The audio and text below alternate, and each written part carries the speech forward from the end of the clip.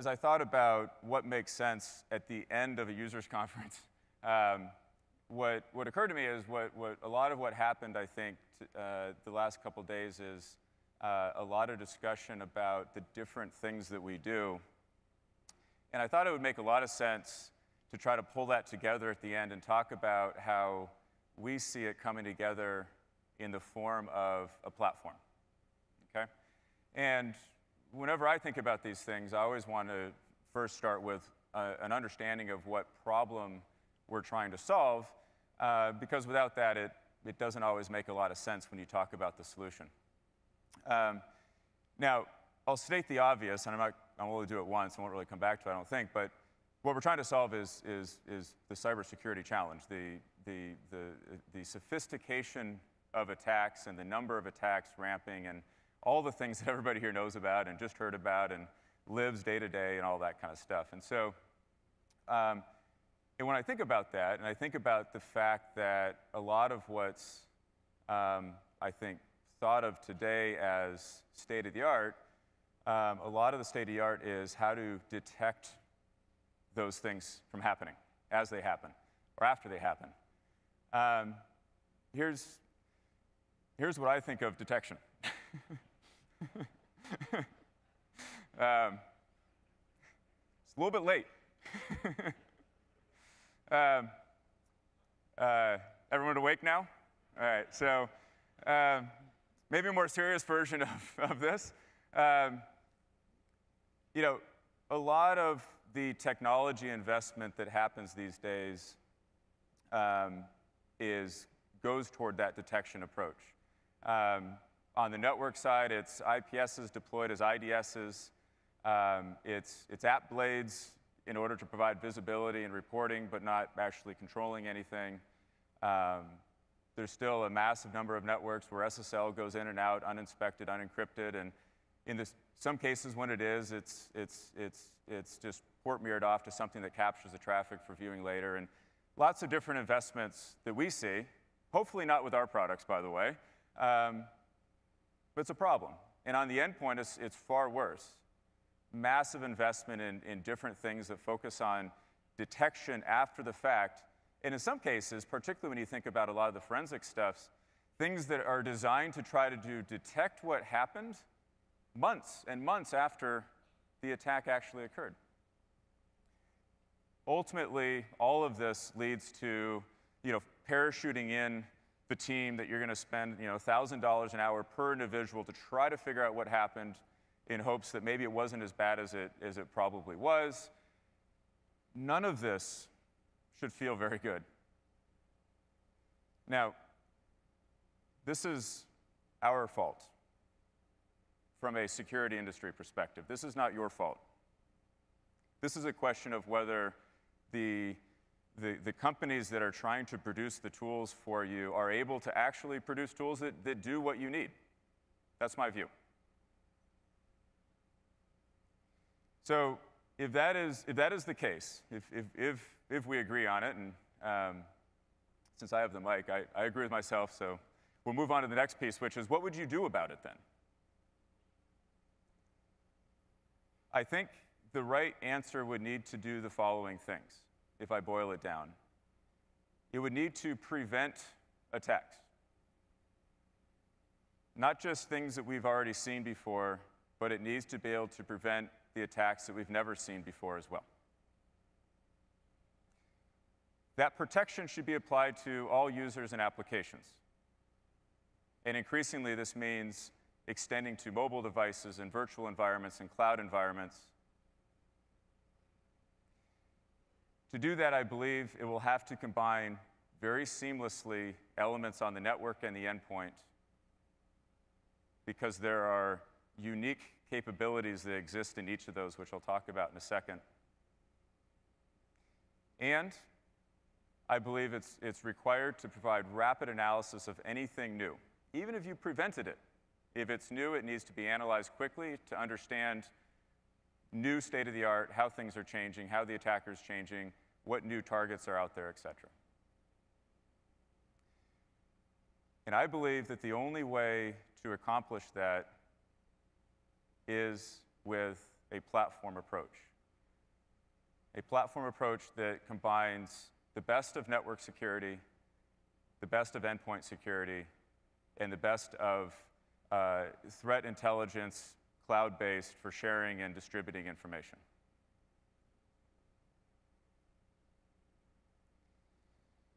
So one of the hopefully obvious questions that then comes up is, why do you need all three of those pieces? Why can't you just build the best network security device to do all of that stuff? Or why can't you just build the best endpoint security product to do all of those things? And this is a very legitimate question, and I think it's a very important question, particularly with Palo Alto Networks' recent expansion of the endpoint with Cyvera.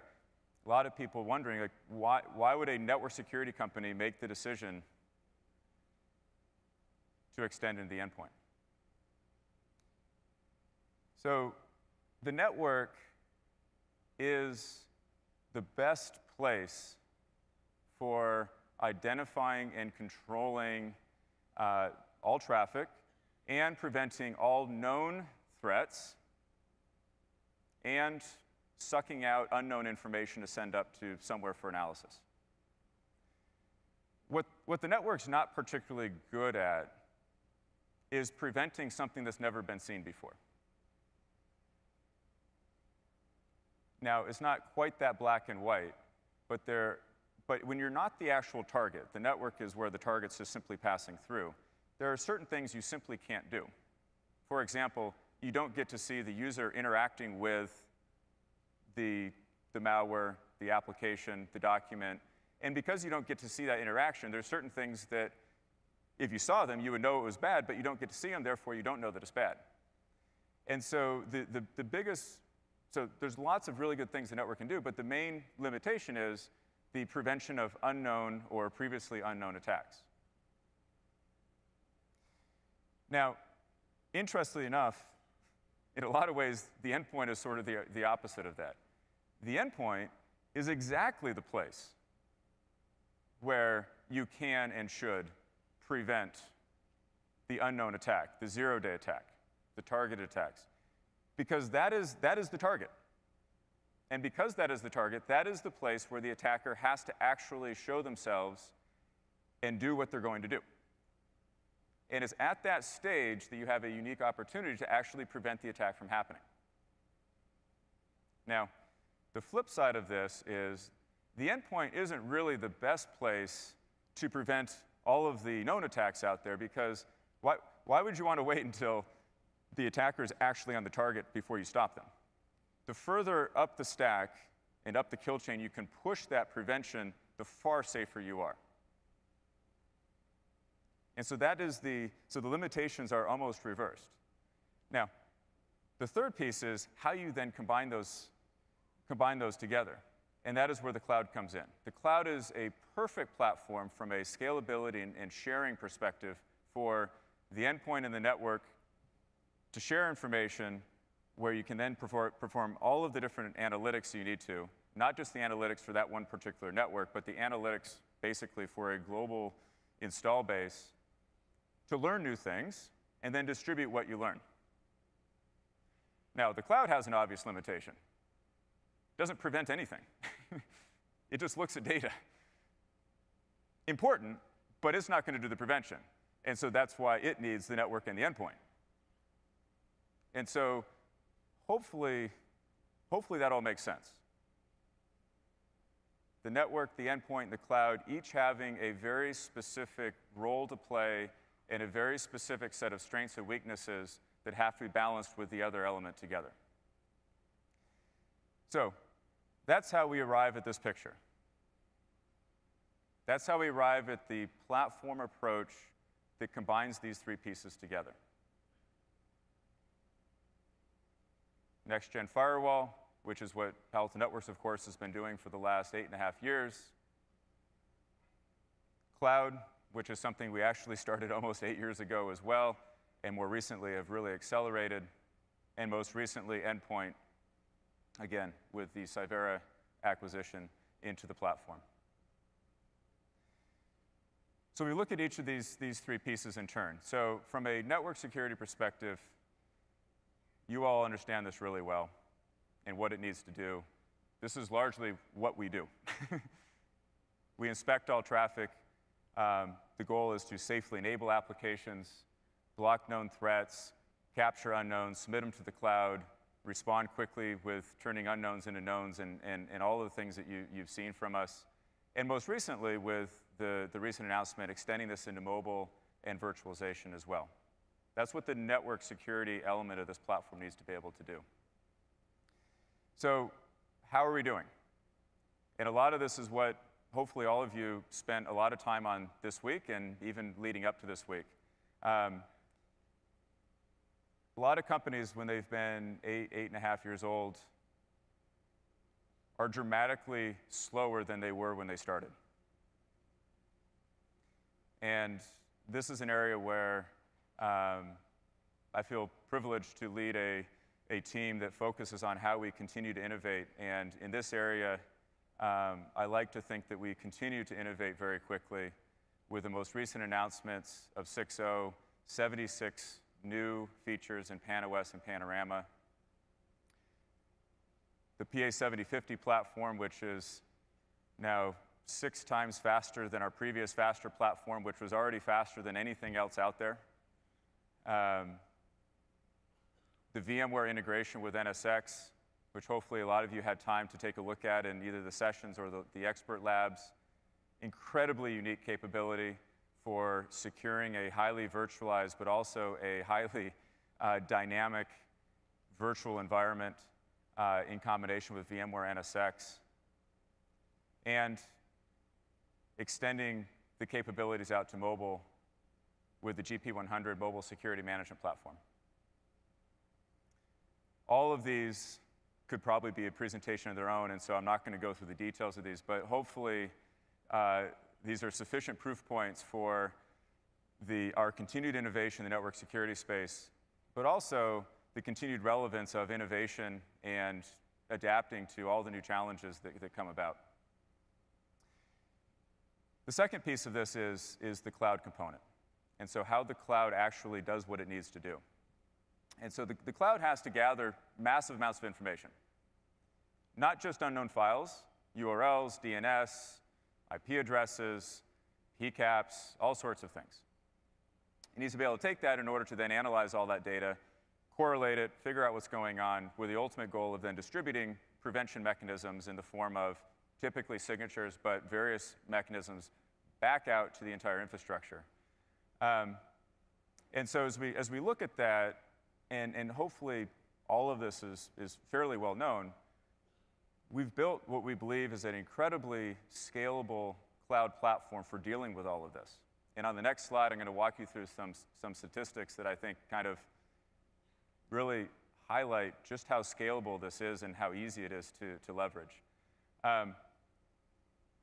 Lots and lots of work that goes into this that never actually shows up in a release note or a presentation in terms of the amount of innovation that goes into building a really good cloud environment. The analytics and the research and the customization and the hardening of that environment is a massive undertaking that actually plays out on a weekly and monthly basis with tuning that we do in that environment, evolving the analytics every time we see something new or a different variant. And then, of course, most recently, significantly expanded with the advent of PDF, Office Doc, Java, Android APK file support, the Windows 7 sandbox, exploit detection, all these other things that were added to the Wildfire cloud in the 6.0 release. And so this is an area, of course, that will continue to receive massive attention and resources from us just because of how important it is to be able to turn new information into preventative measures as quickly as possible. Now, to give you a sense of scale, we took a look at some statistics.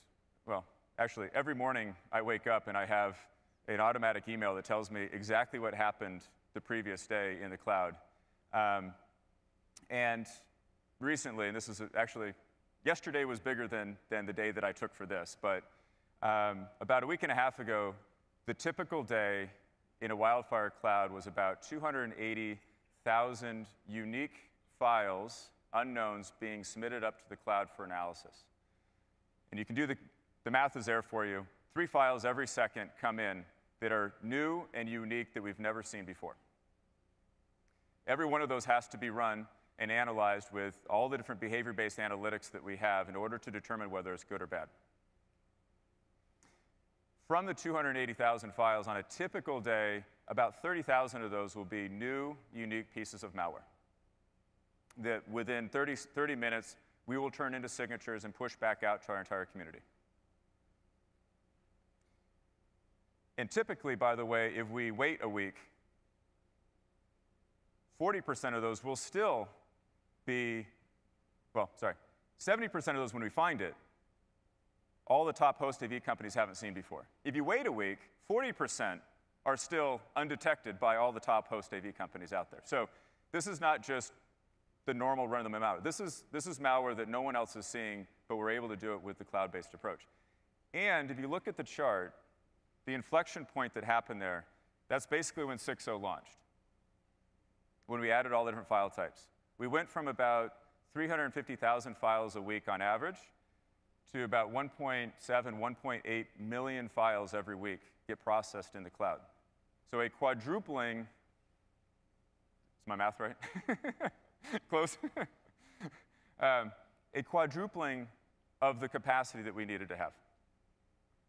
Now, it takes approximately 5 or 6 minutes to do behavior-based analysis on a file. That's simply how long it takes to run it, analyze it, give it enough time to do what it does. And during that ramp from 350,000 to 1.8 million, we were able to seamlessly add capacity to the cloud while maintaining the 5 to 6 minutes on average that a file is processed. Imagine if you had to quadruple a deployment over the span of 2.5 months, how disruptive that would have been. Yet I'm guessing that none of you know that we just quadrupled the wildfire capacity in the cloud. This is a very telling story about how scalable a cloud architecture can be when you build it right.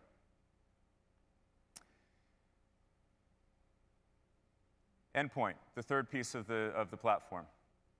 So again, we believe that this is the best place to prevent unknown zero-day target attacks, because this is where the malware has to interact with the user and interact with the target system. And so to do that,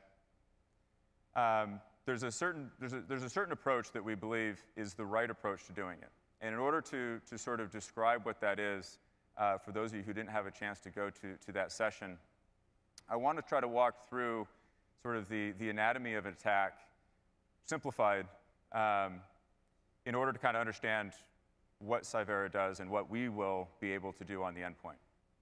So, grossly oversimplified picture of what an endpoint looks like. Operating system, applications running on it. They all look like this, basically. Interestingly enough, just about every, every operating system and every application that runs on it has bugs in it. Most of these bugs are harmless. Some of them are vulnerabilities that can be taken advantage of. And so if you are an attacker and you're trying to attack this system in order to install your malcode on it, you're going to know about these things. You may even research and find a new one that no one else has seen before. If you're smart, this is what you're going to do. Also known as a zero-day vulnerability, you are now, as the attacker, the only one who knows about this. That's a good position to be in if you're the attacker. There's no signatures to prevent it, nothing. Now, this actually doesn't do anything yet. You need a way to take advantage of the vulnerability. And in order to do that, you need exploit techniques. You need to exploit the vulnerability, and to exploit the vulnerability, you need to use a set of limited, well-known techniques to do that. For the nerds out, well, there's probably lots of nerds, heap sprays and things like that are in the category of an exploit technique, just to put the terminology together here. And you use these techniques, typically multiples of them, in order to take advantage of the vulnerability. in order to do what you really want to do, which is install your malicious file on this endpoint so that you can now do and carry out your attack, whether that's the system you're attacking or you're simply going to use that system to move laterally within the organization toward the eventual target. You need your code running on it, and this is the delivery mechanism. So what do we do about that? Well, if you look at the vulnerability, if you look at the bottom layer here, there are thousands of vulnerabilities that are discovered every year that we know about. Who knows how many are discovered that we never actually know about because the attacker simply uses them and never tells anybody. There are millions of malware every month. So if you're trying to keep up with, and the exploit techniques I mentioned, there's roughly less than 20 exploit techniques that are actually used. So if you're trying to keep up with this, where do you focus? And what we figured out, or what Cyvera figured out, soon to be Palo Networks, is there's a way to actually zero in on these exploit techniques, disable them, and by disabling them, preventing the attack from being able to be carried out. And these exploit techniques, to be clear, it's not that you pick one of the 20. In general, you have to string multiples of them together. You need to do the preparation, the triggering of the code, of the vulnerability, the exploitation, and then once you do that, the post attack where you actually are installing the malware and carrying out the rest of it. So, and in some cases, you might actually use multiple exploit techniques even in one of these boxes. And so what Cyvera does is when the OS creates a new process, Cyvera injects itself at the very top of that in order to be able to get in front of all of these exploit techniques. Now, that's true primarily. A lot of these are memory-related, but some of these are sandbox escaping and other things like that that are more application-specific, but they inject themselves high enough in the stack in order to be able to prevent the exploit technique from ever working. Interestingly enough, this approach is actually quite elegant, and especially from a footprint size, memory usage size, CPU usage size, and even better, is completely transparent to the user. Unlike some of the other approaches that have come out recently to try to solve this, which are incredibly intrusive on the user. And so, very, very interesting core technology for disabling the most advanced and targeted attacks. Now, what needs to happen in combination with the exploit prevention, which is the core of this technology, is it needs to be extended out actually in a kind of a funny way. We need to now deal with the simpler attacks, which are just the plain malware without the exploits and without the vulnerabilities. And so that will be done through integration with Wildfire. And then both of these need to be integrated from a forensics perspective in order to glean more and more information out of new attacks that we see, shared with the cloud, et cetera. And so that's where the forensics capture piece comes in, of which several pieces are there, and more pieces will come in the near future as well. But with these three components, the exploit, technique, prevention, which is the really interesting piece, the malware prevention through integration with Wildfire and the forensics, we believe this is what the next generation of endpoint security will look like. So three pieces that don't talk don't really make a platform. They just make three product lines. So a few things on how we will actually tie these together. First and most obvious, information sharing, in particular from the network and the endpoint going up to the cloud. That is an obvious one. We do that on the network side. We will quickly extend that out to the endpoint. The second direction is opposite, taking everything we see in the cloud and understand and analyze and can turn into a prevention mechanism and pushing that back down. Again, the network, which we do today, extending out to the endpoint quickly in order to be able to do the same thing there. And then the last integration point is where the endpoint and the network make each other smarter directly. From the endpoint to the network, this is primarily in the form of information sharing, reporting, analytics, et cetera, correlation in the future. The other direction is confirming detection and, I should say, confirming prevention, because, again, the network for zero-day attacks can detect, but it can't necessarily prevent, and so the tying it back to the endpoint in order to be able to confirm prevention at the endpoint Because of course, if there's not prevention there, then what you just detected was an attack that was not prevented. You need to do something about it very quickly. Hopefully that never happens, but you want to know if it does. And so those are the three ways, I would say, very quickly in which these three legs of the platform get integrated and make each other smarter. Okay? So, we believe that it is possible, and we believe we've proven the possibility of doing this, that you can actually build a platform that meets the requirements that I laid out at the beginning. Preventing known and unknown attacks for all users and applications, including mobile and virtual environments. That seamlessly does this by combining network and endpoint together, linked by the cloud,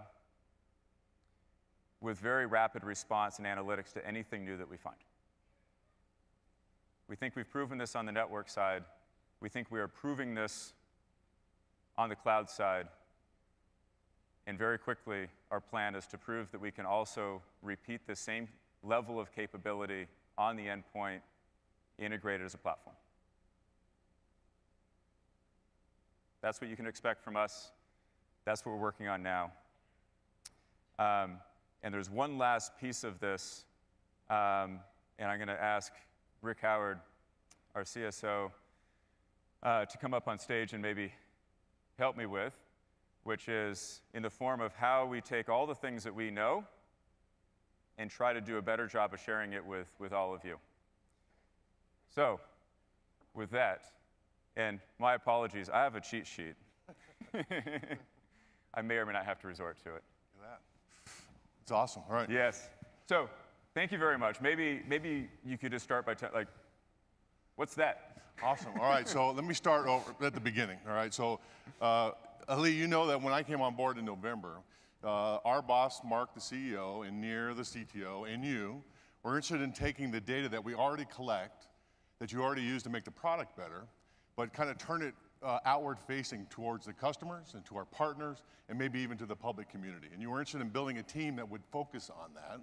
You were interested in building a threat intelligence team that we could use to do that, and you tasked me to do that. So what this is about is I'm here to announce at this conference that we have rolled out our first threat intelligence team called Unit 42, and we have the 3 team members down here. You guys stand up. Everybody give these guys a hand. Ryan Olson, Phil De Silva, and V8. They're the first guys. All right, sit down.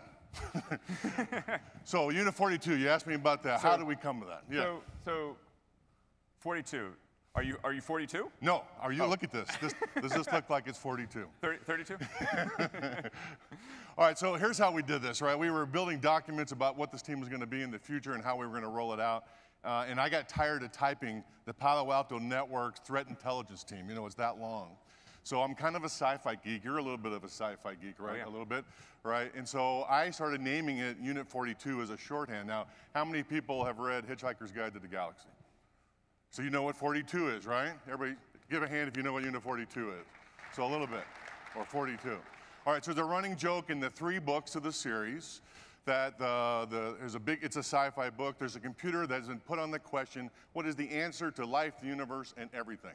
So the computer calculates for 1 billion years, and everybody's going to watch as it spits out the answer, and there's television cameras, and the whole galaxy's ready, and the answer comes out. What is it? 42. So everybody looks left. Everybody looks right. So what's the question? And the computer says, I don't know. I have to calculate another 1 billion years to figure out what the question is. Come on, that's a little bit funny. Come on. All right, so I started calling it Unit 42 as a code name, and I talked to Rene, the product marketing guy, and he says, you know what? That's the name. We're going to use that for our threat intelligence team. So now Unit 42 is born, and here we are today. Awesome. So we're talking months, years, millennia? Negative, right? Not a galaxy. We're not doing a billion year, right? How long before we can expect something? All right, we produced our first report, and we rolled it out here, so you should all have it on your chairs. You got it all throughout the conference today. That is the first threat intelligence report from Unit 42. You'll see many more to come, so expect more from us. We're going to be in your face for the next year or so. Awesome. Yeah, that needs a hand. Come on, you can do that. Yeah. Well, I'm super excited, as you know. Palo Alto Networks, from the very beginning, has invested very heavily in threat research. But the vast majority of everything we've done has always been focused on how do we make the product better, Right. how do we make the product better, how do we make the product better, and to finally actually have a team that can start to share some of that knowledge, I think is powerful and a good thing for all of us. So I do too. great news. All right, thank you, everybody. All right, Unit 42. thank you very much.